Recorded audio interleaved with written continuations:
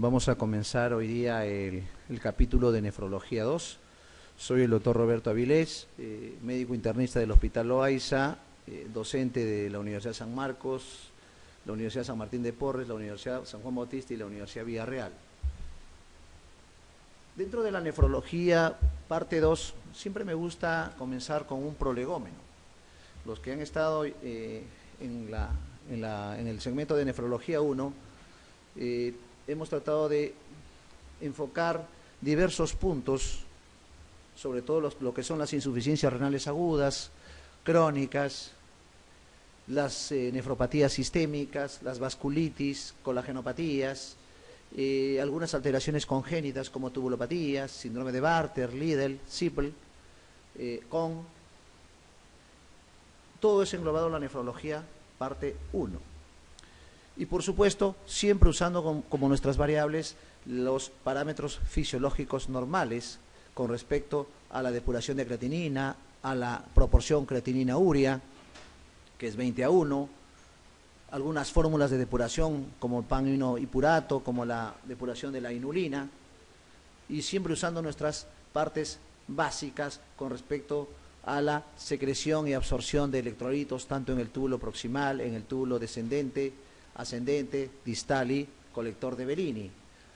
También hemos revisado con respecto a la acción de hormonas como el sistema renina-angiotensina-aldosterona, la ADH, la auriculina, las bradiquininas, como mecanismos. Y siempre recalcando que no le demos una acción banal netamente de excreción urinaria al riñón. El riñón, como el centro de la homeostasis del medio interno del cuerpo, tiene otras funciones: equilibrio hidrosalino, control del disturbio ácido-base, control hormonal, producción de eritropoyetina, metabolismo de la vitamina D, toda una serie de funciones que se alteran cuando hay una disfunción renal. Con respecto a la nefrología 2, vamos a abarcar distintos puntos donde vamos a incidir en lo que es el síndrome nefrítico, con sus características muy resaltantes, que son la hematuria, la hipertensión, el edema duro, algunos factores que coadyuvan al síndrome nefrítico, como las infecciones tipo postestreptocócicas, virales tipo hepatitis B, hepatitis C, algunas bacterianas como la tuberculosis, la brucela, pueden producir glomerulonefritis y esto producir síndrome nefrítico. Vamos a ahondar también en el estudio del sedimento urinario, cómo es un sedimento urinario de una glomerulonefritis, donde se evidencia cilindros hemáticos, se evidencia hematuria, se evidencia proteinuria de rangos no nefróticos, incluso proteinurias significativas. También larvaremos lo que son las causas del síndrome nefrítico, que son una serie de pléyade de causas de síndrome nefrítico, como infecciones, intoxicaciones, vasculitis, glomerulopatías primarias, una serie de comorbilidades que van a producir como presentación síndrome nefrítico. Ahondaremos el síndrome también nefrótico con sus características bien conocidas, como son la gran proteinuria, más de 3.5 gramos, el gran edema con gran anasarca y la dislipidemia, que es otra característica importante del síndrome nefrítico. Hablaremos también de la fisiopatogenia, por qué se forma la gran proteinuria en el paciente con síndrome nefrótico. Tiene que ver con la alteración de los podocitos, tiene que ver con la carga de proteínas de acuerdo a su peso molecular, no solamente es proteína de Tams-Hochfeld, que es la causa de proteinurias masivas. Hablaremos también de las causas de síndrome nefrótico, infecciosas como tuberculosis, infecciosas como brucela, infecciosas como hepatitis B, como el mismo HIV, glomerulopatías primarias como la nefrosis lipoidea en niños o las de membrano proliferativo, cambios mínimos en adultos, membranosas, focales, secundarias como la nefropatía diabética, secundarias como el lupus eritematoso sistémico y otras patologías que también dan síndrome nefrótico como la amiloidosis. Eso más o menos es todo el punto que vamos a tratar en este tiempo de ponencia. Comenzamos. Hablamos del síndrome nefrítico con sus características semiológicas clásicas. Se caracteriza por presentar manifestación de injuria glomerular. Cuando hablamos de injuria glomerular, hablamos de noxas. Las noxas son agentes tanto internos como externos. Externos, como un estreptococo que ha producido nefrotoxinas y esto ha producido una injuria glomerular. Y esa injuria glomerular se traduce en inflamación del glomérulo. Una noxa endógena, una precipitación o formación de inmunocomplejos que se ve en pacientes con lupus, una vasculitis, una glomerulonefritis lúpica, característica, por ejemplo, la membrana proliferativa que produce inflamación. Puede ser también una noxa farmacológica, puede ser una noxa toxigénica, como factores que produzcan esta injuria glomerular. Al presentarse esa injuria glomerular por una noxa, hay una manifestación primaria que es la hematuria. La hematuria es piedra angular de la presentación semiológica del síndrome nefrítico. Tiene una hematuria con algunas características que uno debe conocer. Acuérdense que las hematurias pueden ser hematurias con coágulos, hematurias sin coágulos, pueden ser hematurias indoloras, hematurias dolorosas, pueden ser hematurias altas, hematurias bajas, pueden ser hematurias con dismorfismo mayor del 10% o dismorfismo menor del 10%. Los que estuvieron en la clase de fisiología renal o nefrología 1, más o menos hemos incidido en este contexto. Por ser una hematuria glomerular, es una hematuria sin coágulos. Debido a que a nivel glomerular, a nivel renal, tenemos una serie de metabolitos como la uroquinasa, que es una sustancia heparinoide que no permite que la sangre se coagule. Es por eso que las hematurias renales son sin coágulos y indoloras en su característica. A diferencia de las hematurias bajas, como la litiasis renal que va con coágulos, como el cáncer prostático vesical que va con coágulos, como el trauma ureteral que va con coágulos en su contexto. Algunas veces hacemos la prueba de los 3 vasos para ver la hematuria. Primer vaso, uretra, segundo vaso, vejiga y tercer vaso, renal. La prueba de los 3 vasos es prueba positiva para hematuria, que puede ser como característica microscópica, que no lo ve o evidencia el paciente, o puede ser una hematuria macroscópica, que es una hematuria como lavado de carne. Algunas veces puede ser una hematuria masiva, y esto puede conllevar incluso a un shock hipovolémico. Y ese shock hipovolémico puede conllevar a mayor hipoperfusión. Y esta hipoperfusión puede producir más disminución del flujo plasmático renal. Y esa disminución del flujo plasmático renal produce más azoemia. Tema muy zanjado en nefrología 1. Grado variable de insuficiencia renal. Va a depender del tipo de paciente que está presentando síndrome nefrítico.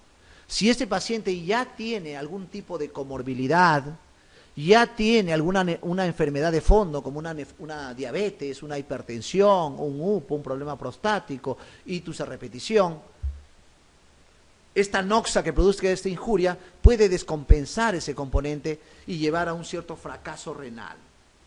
Por eso va a depender el grado de insuficiencia renal. Algunas veces el síndrome nefrítico no cursa con insuficiencia renal y algunas veces se puede complicar con una insuficiencia renal, incluso va a diálisis. La hipertensión arterial. Es poco probable plantear síndrome nefrítico sin hipertensión arterial. El mecanismo de la hipertensión arterial o la fisiopatología por la cual hay hipertensión arterial tiene que ver con la inflamación glomerular. Acuérdese, en el glomérulo está la mácula densa. Esta mácula densa tiene acción vasoreceptora. Y esa acción vasoreceptora estimula a producir más sistema renina-angiotensina-aldosterona. Y ese componente hace que el paciente tenga hipertensión arterial. Otro factor por el cual el paciente hace hipertensión arterial es la disminución del volumen urinario. Al disminuir el volumen urinario, o sea, se manifiesta como oliguria, algunas veces puede presentar aumento de la renina y esto ocasiona también un aumento de la tensión arterial. O sea, es un mecanismo de compensación neurohormonal que sucede en el contexto de un síndrome nefrítico. La hipertensión arterial se presenta tanto en niños y en adultos, sabiendo que el síndrome nefrótico tiene esa predilección. Una infección dérmica en el niño, como una piodermitis, o una infección faringoamigdaliana, puede conllevar a producir sustancias nefritogénicas, y estas sustancias nefritogénicas conllevan a producir inflamación glomerular. Con frecuencia puede haber asociación con proteinuria, puede haber proteinuria en los pacientes con síndrome nefrítico, pero esta proteinuria tiene una característica, no es de rangos nefróticos, es significativa o incluso más de 1 gramo, esa es una característica importante, por eso se hace proteinuria de 24 horas a pacientes con síndrome nefrítico, o se puede detectar también mediante el Labstix la proteinuria. Oliguria es otro síntoma importante, sobre todo cuando el paciente está haciendo un fracaso renal. La oliguria traduce fracaso renal, y ese fracaso renal conlleva a una azoemia. Una azoemia está relacionado a un aumento de urea, un aumento de creatinina, y ese aumento conlleva a sintomatología que se llama síndrome urémico. Náuseas, vómitos, confusión, flapping, intolerancia, pericarditis, edema agudo de pulmón, una serie de complicaciones que lleva la oliguria. La hipervolemia es otra característica del síndrome nefrítico. Cuando hay oliguria hay retención nitrogenada, pero también hay retención de agua. Ahí está el mecanismo por el cual hay edemas. Y el edema del paciente nefrítico no es un edema renal característico. Acuérdense que el edema renal característico es con gran fovea. El edema renal del síndrome nefrítico es un edema con poca fovea. Podríamos decir que se parece a un edema cardíaco. Y esto tiene explicación. Los pacientes con síndrome nefrítico hacen insuficiencia cardíaca por hipervolemia. La hipervolemia ocasiona sobrecarga. La hipervolemia ocasiona hipertensión arterial. Y eso conlleva a todos los factores que se van desencadenando a medida que va avanzando el cuadro. Los edemas, otra característica, es un edema duro, un edema de miembros inferiores, rara vez, digamos así, poco frecuente que hagan asarca. El síndrome nefrítico netamente hace edema de miembros inferiores, incluso edema solamente de tobillos, solo de tobillos.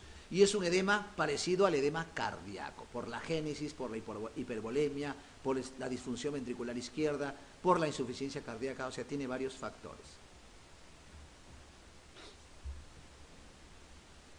Parte importante del enfoque del paciente con síndrome nefrítico es la historia clínica. Yo diría que la historia clínica es la piedra angular del diagnóstico en todas las especialidades. Si no hay una buena historia clínica, probablemente los exámenes auxiliares me pueden conllevar a errores o dimensionar algunos sobrediagnósticos. Entonces hay que entender bien que una buena historia clínica, donde recabo bien una enfermedad actual, un relato, cuándo comenzó el cuadro, qué tiempo tiene la duración de la hematuria, pues si es una hematuria aguda, brusca, si es una hematuria insidiosa, estamos pensando en vasculitis o relacionado a una infección. Los edemas, ¿cómo comenzaron los edemas? Doctor, no me entran los zapatos, no me entran las medias, me aprietan los zapatos, me pesan las piernas, tengo dificultad para desplazarme. Historia clínica. ¿A qué horas son los edemas? Acuérdense que los edemas renales aumentan durante el día. Esa es una característica. La oliguria, ¿desde cuándo tiene disminución del volumen urinario? Definiendo como oliguria un volumen menos de 400 centímetros cúbicos. La disnea, otro síntoma importante, siempre hay que discernir si es una disnea cardíaca o es una disnea respiratoria, pero acuérdense que los pacientes renales también pueden hacer disnea. ¿Y cuál es el mecanismo por el cual los pacientes renales hacen disnea? Son varios los mecanismos. Un mecanismo es que el paciente esté siendo pulmón urémico, o sea que la uremia haya inflamado la parte alveolo capilar, haya producido congestión que se manifiesta como un esputo asalmonado, hemoptoico, que se manifiesta con crépitos, que se manifiesta con derrame pleural y esto produzca disnea. acordándonos que el síndrome nefrítico también da un cierto grado de insuficiencia cardíaca y eso explicaría la disnea. Y otro mecanismo por el cual el paciente tiene disnea es la acidosis. La acidosis también produce una disnea. Acuérdense la respiración de Kussmaul, que es una respiración acidótica.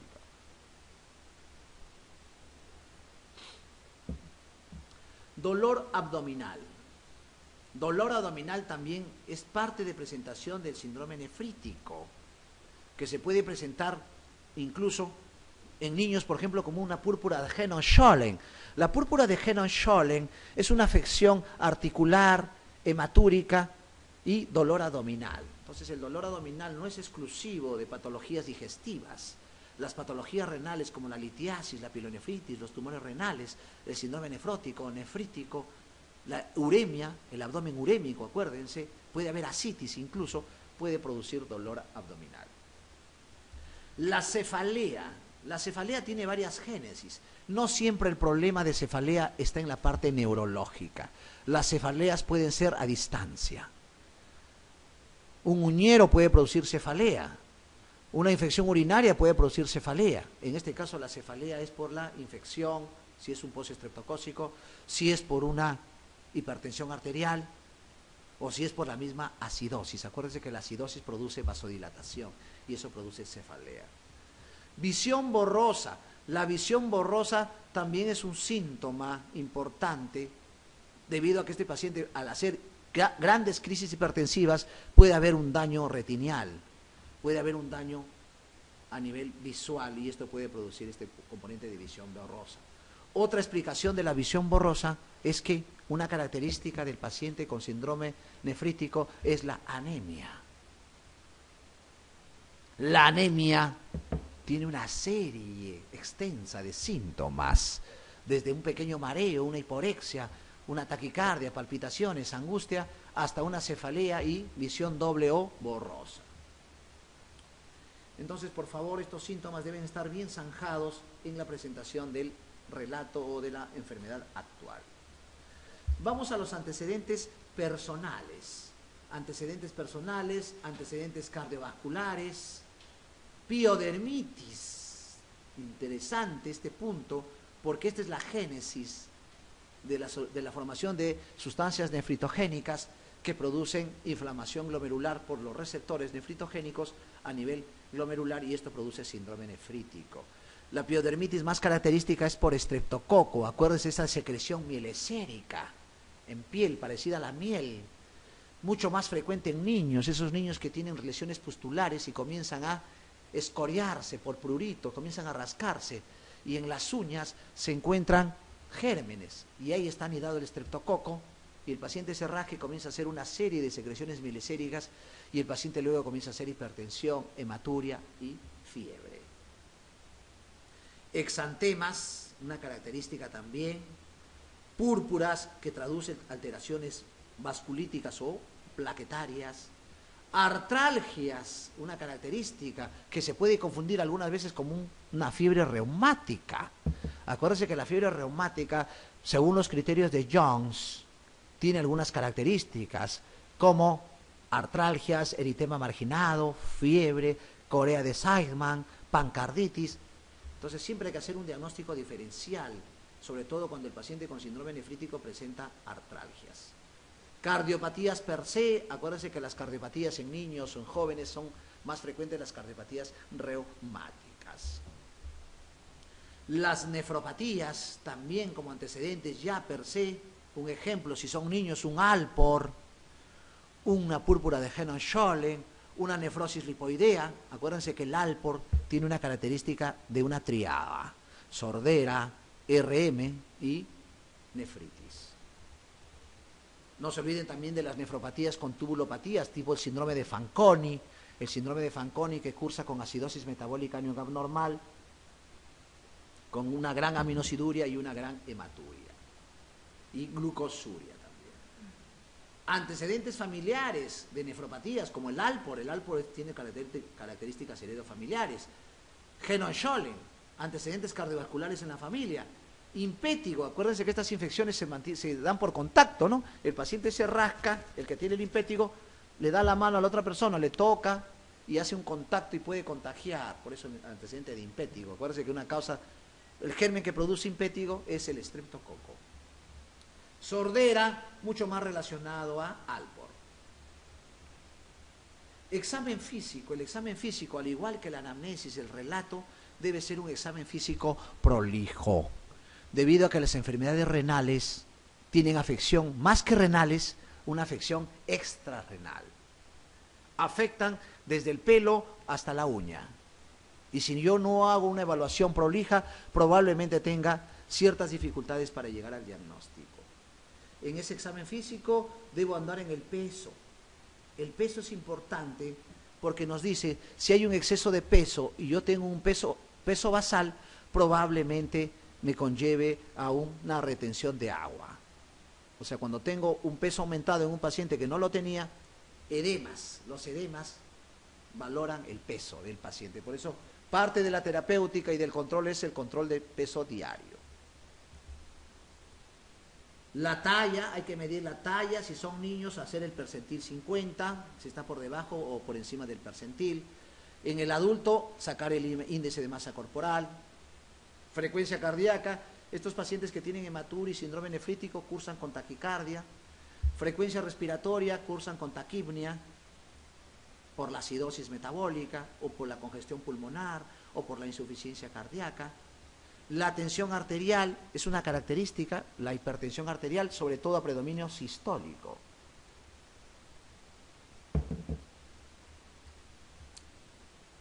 Edemas, siempre cuando enfoco edemas, hay que definir bien, es un edema localizado, es un edema simétrico, es un edema con gran fovea, con poca febea, es un edema doloroso, es un edema caliente, es un edema frío. En este caso el paciente tiene un edema simétrico, tiene un edema solamente de miembros inferiores, tobillos, es un edema con fovea una cruz, parecido a un cardíaco, y es un edema poco flogótico, es un edema más frío por el problema cardíaco. Signo de infecciones.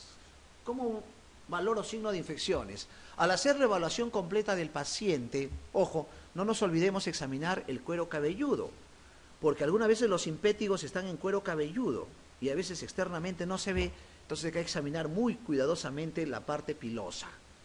Entonces, signos de infecciones: fiebre, leucocitosis, taquicardia, taquipnia, flogosis, eritema, una serie de signologías que traducen infección.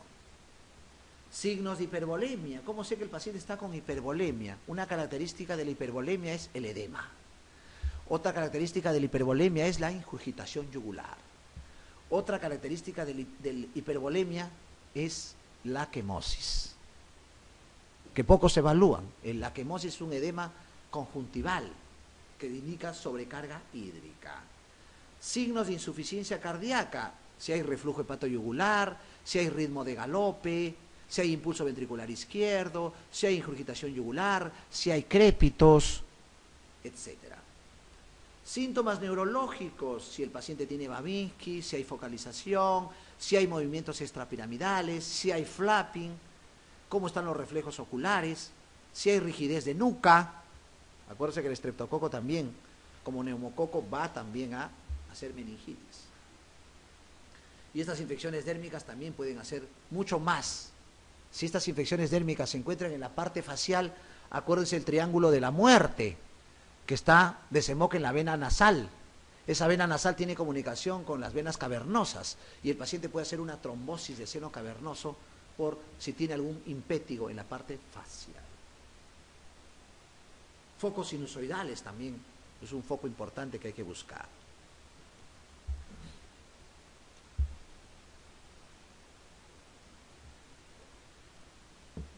Pasamos a los exámenes complementarios. Luego de haber larvado una definición con algunas características clínicas, haber sido muy insidiosos en la parte de la anamnesis, el relato, los antecedentes personales y familiares, haber incidido mucho en el examen físico, el examen auxiliar, como dice su nombre y se explica aquí en la diapositiva, un examen complementario.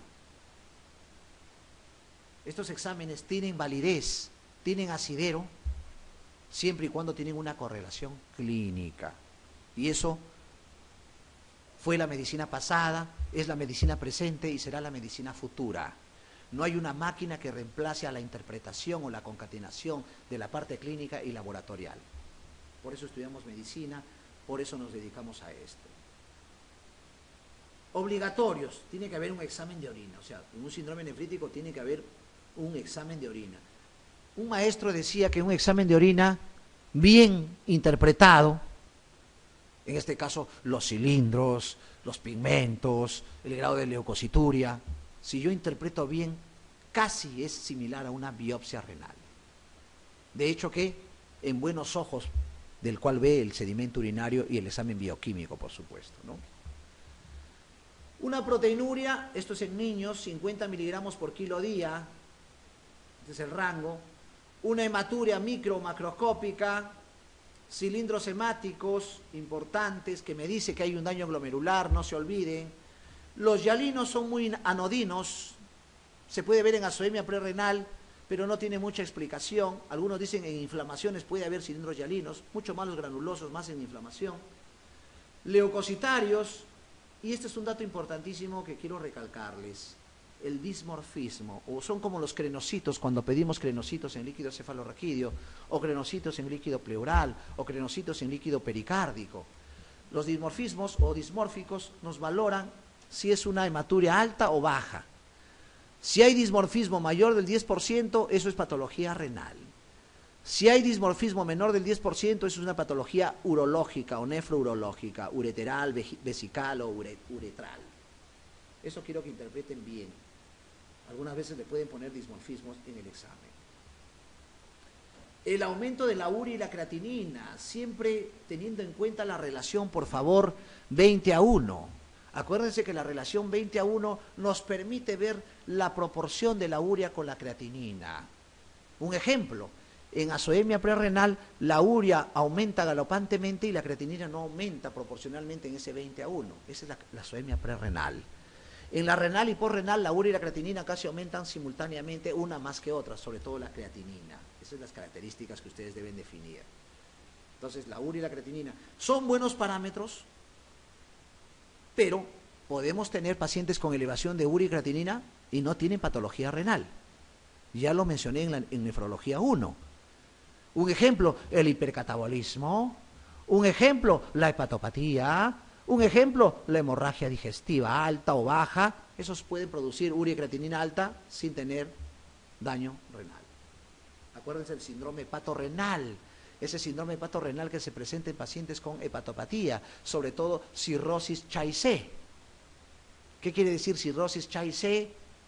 Bilirrubinas altas, albúmina baja, tiempo de protomina alto, ¿no? Encefalopatía hepática y ascitis a tensión, cuadro severo que requiere trasplante hepático. Acuérdense que ese síndrome hepatorrenal tiene una funcionalidad renal alterada y esto se ha demostrado desde el punto de vista de experimentación. Ponían al paciente, los riñones del paciente hepatorrenal a otro paciente y funcionaba bien. Quiere decir que lo que está alterado es la funcionalidad renal. Es por ello que en el síndrome hepatorrenal el tratamiento no es hemodiálisis. El tratamiento del síndrome hepatorrenal, puede venir una pregunta, es trasplante hepático. Parece incoherente esta pregunta con su respuesta, pero es así. Porque la alteración es hemodinámica. Acá está la relación urea urinaria sobre urea plasmática mayor de 20. La excreción fraccionada de sodio, acuérdense, la excreción fraccionada de sodio es un buen parámetro para diferenciar una azoemia prerrenal de una azoemia renal. La renal, la excreción fraccionada es mayor del 1% y la prerrenal menor de 1%, aparte de la osmolaridad urinaria, del sodio urinario que ya hemos revisado en el capítulo anterior.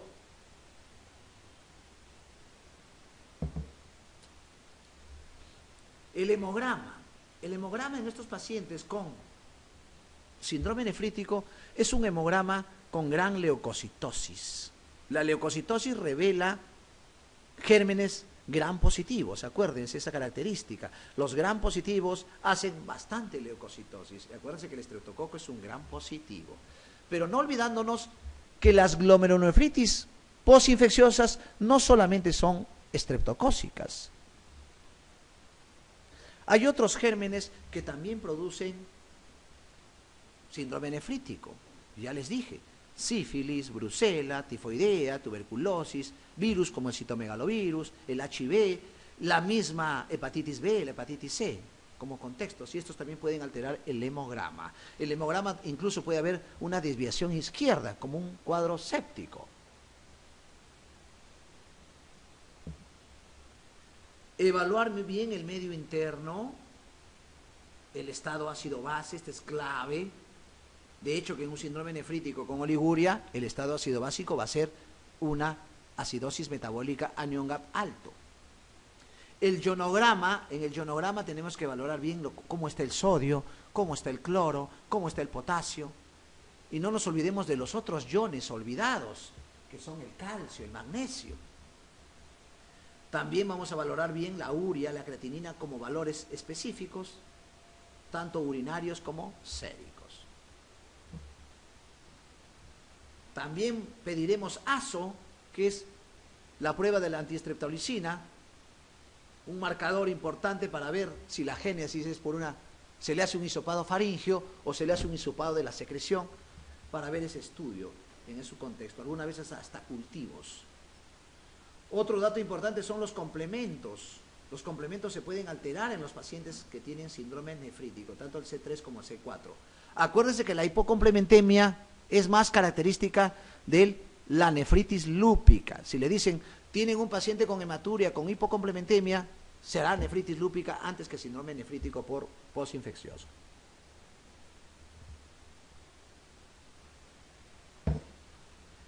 Exudado de fauces, acuérdense el componente faringoamigdaliano, dolor intenso faríngeo con disfonía, fiebre, exudados, halitosis, una serie de manifestaciones de infección respiratoria alta, podría ser una desencadenante días o semanas después de un síndrome nefrítico con hematuria e hipertensión. Estreptococo beta hemolítico. Incluso el grupo A.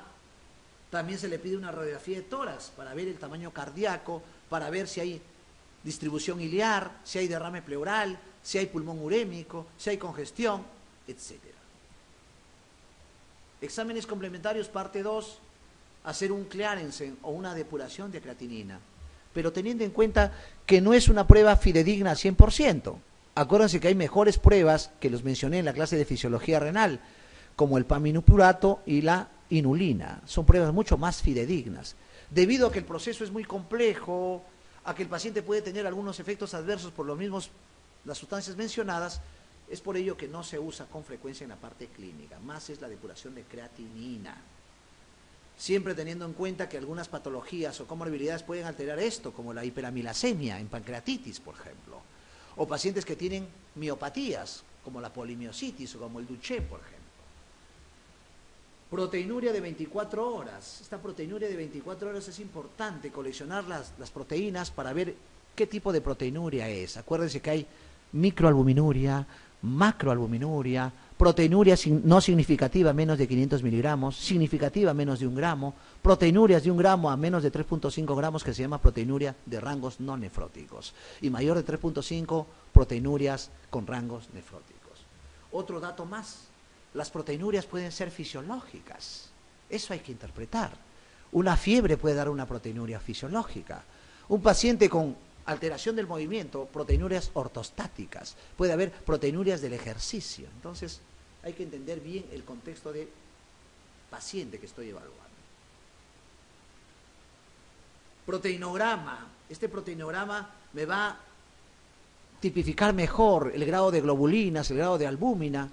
En algunos casos, por ejemplo, en el mieloma múltiple, hay alteración del proteinograma. En patologías como las colagenopatías, hay alteración del proteinograma.